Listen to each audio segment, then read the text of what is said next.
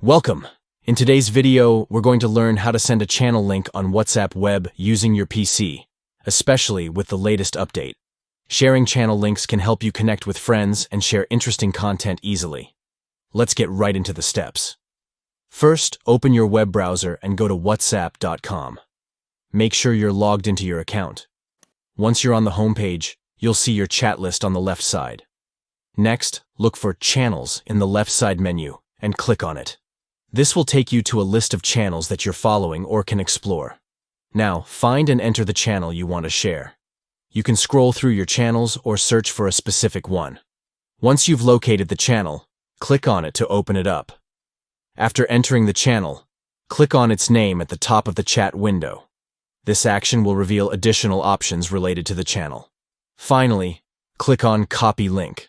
This will copy the channel link to your clipboard, allowing you to share it easily. Now you can paste the link anywhere you want, whether it's in a chat, an email, or on social media. And that's it. You've successfully shared a channel link on WhatsApp web.